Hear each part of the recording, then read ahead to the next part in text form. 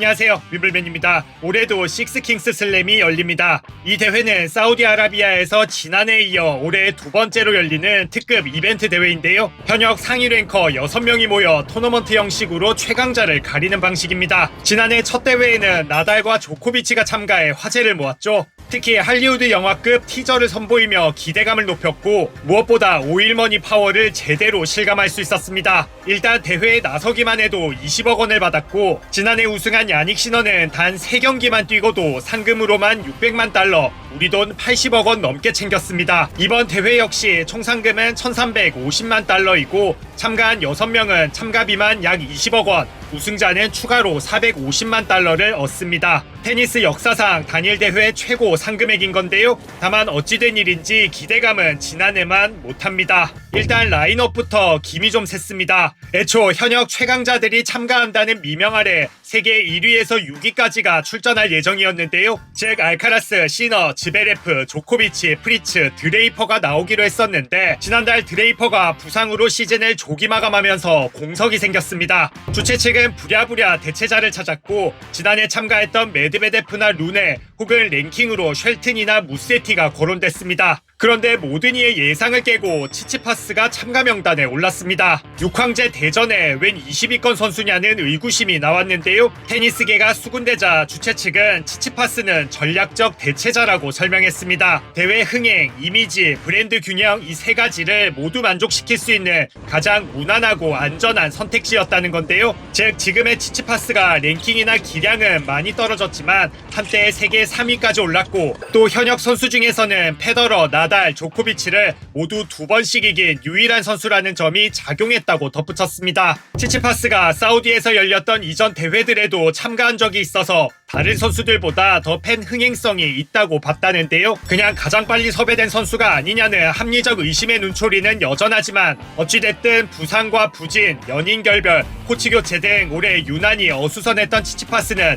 일단 20억 원을 확보하고 사우디에 입성했습니다. 대진도 좀 이상하다는 이야기가 나왔습니다. 6강 토너먼트여서 2명은 일단 부전승으로 4강에 오르는데 알카라스와 조코비치가 준결승에 직행했습니다. 첫 판은 시너, 치치파스, 지베레프, 프리치가 맞붙습니다. 팬들은 지난해 우승자가 첫 판부터 뛰는 게 맞냐고 지적했는데요. 주최 측이 대진에 대해선 별다른 설명을 내놓지 않아서 세계 1위에 6명 중 가장 많은 메이저 우승을 거둔 선수들이라는 점을 반영했다는 게 설득력을 얻고 있습니다. 무엇보다 선수들 사이의 분위기가 미묘합니다. 우선 최근 알카라스와 프리치를 필두로 투어 스케줄이 너무 빡세고 의무참가 대회도 갈수록 많아진다는 비판이 이어졌죠. 조코비치는 여기에 동의하면서도 의무참가 규정 등은 보너스를 위한 거기 때문에 너무 힘들면 보너스를 포기하면 된다고도 말했습니다. 시너의 입장도 비슷했는데요. I don't want to criticize anything. No, for me,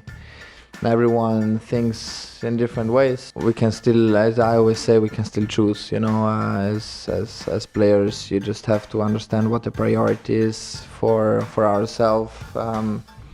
I always made choices, even last year. You know, sometimes jumping some tournaments, but the schedule is what it is. You know, we are if you want to play tournament, you have to play tournament. If not, you make another choice to or rest or practice, you know, and that's it. So yeah, it is what it is. 무엇보다 조코비치는 선수들에게도 모순이 있다고 지적했습니다. 즉 투어 스케줄이 너무 힘들다고 비판하면서도 이벤트 대회는 꼬박꼬박 나간다고 비판한 겁니다. 발언이 나온 지 불과 2주 만에 특급 이벤트 대회에서 맞닥뜨리게 된 셈입니다. 거기다 지베레프는 최근 투어 대회들이 시너와 알카라스의 결승전을 위해 코트 표면을 일부러 느리게 만들고 있다는 발언을 해 논란이 되기도 했죠. 시너는 코트는 우리가 만드는 게 아니고 자신과 알카라스도 그저 적응하고 노력하는 거라고 맞받았는데 6명 중 5명이 불과 한 달 사이 이런저런 논란으로 말을 주고받은 겁니다.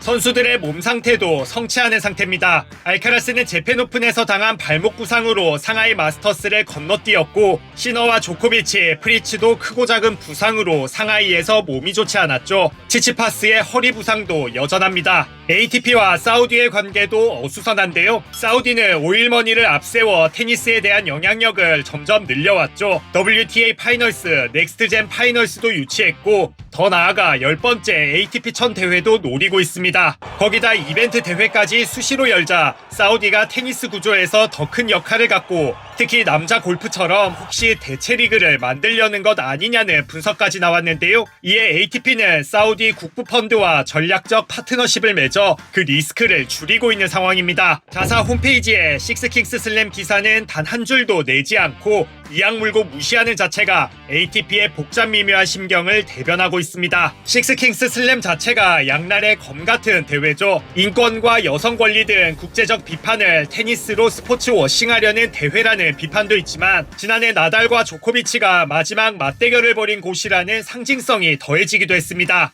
동시에 무대 연출과 미디어 활용 등에서 성공 가능성을 높게 평가받았는데요. 다만 테니스 중계 경험이 많지 않은 자국 회사 탓에 카메라 앵글이나 시청 환경이 지적받았는데 올해는 넷플릭스가 생중계를 맡은 만큼 더욱 발전한 모습을 보여줄 걸로 보입니다. 일단 조코비치의 참가, 시너와 알카라스의 2년 연속 결승 맞대결 여부 등 관전 포인트도 많죠. 앞에서 설명드린 요소들도 사실 경기 외적으로 추가 흥행 포인트가 될 걸로 보이는데 여러분은 올해 식스킹스 슬램을 어떻게 생각하시나요?